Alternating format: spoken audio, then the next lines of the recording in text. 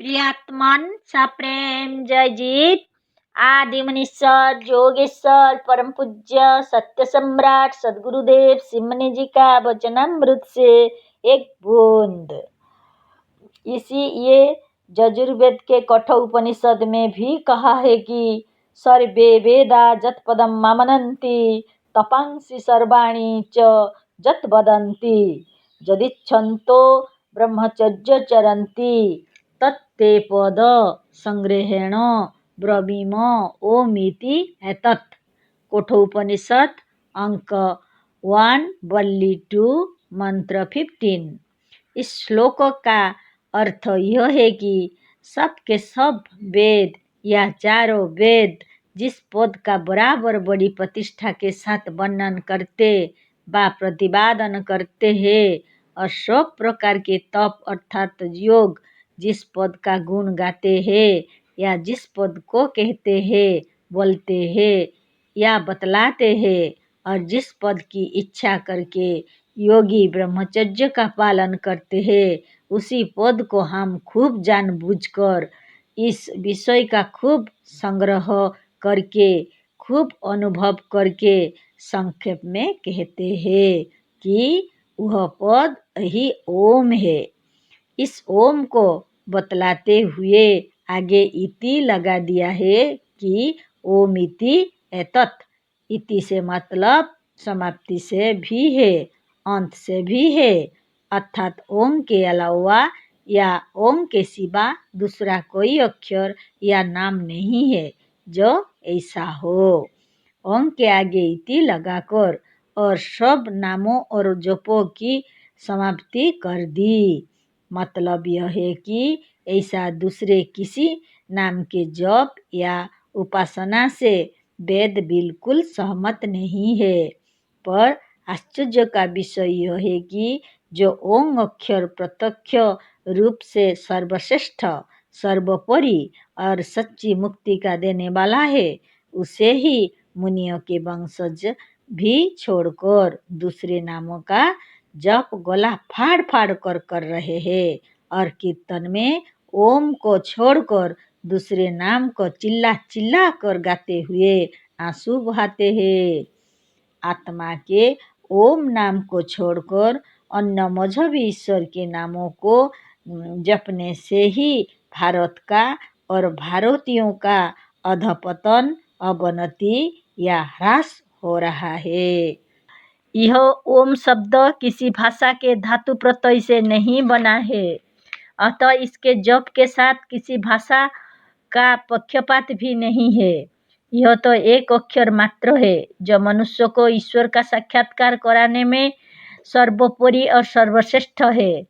अंग्रेजी में भी वो एक अक्षर है जो किसी भी सजीव को बुलाने में प्रयुक्त होता है। यजुर्वेद के इसी कठोपनिषद में पूर्वोक्त मंत्रों के ठीक आगे कहा है कि एतद्धेवाक्षरं ब्रह्म एतद्धेवाक्षरं परम एतद्धेवाक्षरं ज्ञात्वा जत इच्छति तस्य तत्। कठोपनिषद अंक 1 वल्ली 2 मंत्र 16 पदच्छेद एतद् हि एव अक्षरं ब्रह्म एतद् हि एव अक्षरं परम एतद् हि एव अक्षरं ज्ञात्वा या जत इच्छति तस्य तत्। पदच्छेद हो जाने से अब सब लोग इस मंत्र का अर्थ समझ लेंगे। मंत्र कह रहा है कि यही ओम अक्षर ही निश्चय करके ब्रह्म है, यही अक्षर ही सर्वोपरि है। इसी अक्षर को शुद्ध जानकर निश्चिंत रूप से जो मनुष्य जिस चीज की इच्छा करता है उसे वह प्राप्त होता है। पर ओम को जपने का यह सब फल तभी मिलेगा जब इसका उच्चारण ठीक ठीक हो। इसका उच्चारण सर्वदा शुद्ध और ठीक वही है जिससे तुरंत समाधि लग जाए। शुद्ध या ठीक उच्चारण की कसौटी है समाधि। उच्चारण करने पर कौन कहे हमारे शिष्य तो हमारे उच्चारण को सुनकर परम शांति को प्राप्त हो तुरंत हमारे सामने बैठे बैठे उसी वक्त समाधिस्थ हो जाते हैं। इस तरह से सहज में ही सैकड़ों शिष्य सामने बैठे बैठे समाधिस्थ, स्वरूपस्थ व परम पदस्थ हो जाते हैं। बिना दीक्षा लिए, बिना सामने बैठकर इसके उच्चारण की विधि सीखे, देखे और सुने कोई ओम का ठीक ठीक उच्चारण नहीं कर सकेगा। अतः दीक्षा लेना आवश्यक है। इस प्रणव की दीक्षा ही सच्ची मुक्ति को देने वाली है।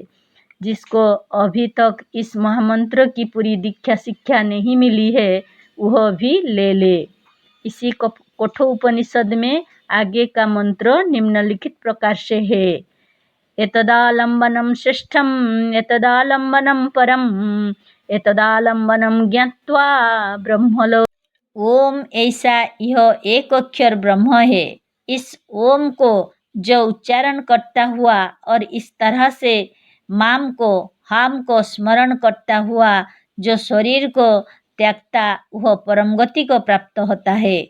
गीता में कहीं हरे कृष्ण कह के नाचने, ताली पीटने या कृष्ण और राम राम जपने के लिए नहीं कहा है, पर लोग गीता पढ़कर भी हरे कृष्ण जपते हैं। इसका कारण यह है कि इस श्लोक का अर्थ अज्ञानवश यह समझा है कि ओम का जप शरीर त्यागते समय जपना चाहिए। जैसे मुर्दे को ले जाते समय लोग राम नाम सत्य है कहा करते हैं। यद्यपि यह राम नाम सत्य है, इस वचन को लोग अच्छा समझते हैं, पर इसे लोग मुर्दा ले जाते समय बोलते हैं। अतः विवाह में बरयात्रा के समय राम नाम सत्य है कोई नहीं कहता। ठीक इसी तरह से इस अक्षर को शरीर त्यागते समय उच्चारण करना चाहिए, यह जानकर जीते जी उच्चारण नहीं करते। पर अज्ञानवश या जोगी ना होने के कारण लोग यह नहीं समझ सके कि शरीर का त्याग केवल मरने ही पर नहीं होता, समाधि के समय भी होता है। अतः इस श्लोक का तात्पर्य यह है कि ओम को जपता हुआ जो शरीर और संसार से संबंध छोड़कर समाधिस्थ की अवस्था को प्राप्त होता है, वह परम गति को प्राप्त होता है। हमने ऊपर बहुत स्पष्ट रूप में कह दिया है कि हमसे दीक्षा लेकर सच्ची विधि से ओम का केवल 15-20 बार भी जप करने पर जोगी मुनि समाधि की अवस्था या तुरीय अवस्था में पहुंच जाता है। यही कारण है कि सच्चे जोगियों में केवल ओम ओम जपने की प्रथा है। योग दर्शन शास्त्र में भी तस्य वाचकः प्रणव और तज्जप तदर्थ भावनम इत्यादि सूत्रों को कहकर प्रणव जप, ओम जप का विधान है। बात यह है कि ओम ही एक अक्षर है जिसे जप कर अनादिकाल से लेकर अब तक जोगी ब्रह्मों का साक्षात्कार करते आए हैं। जय जीव।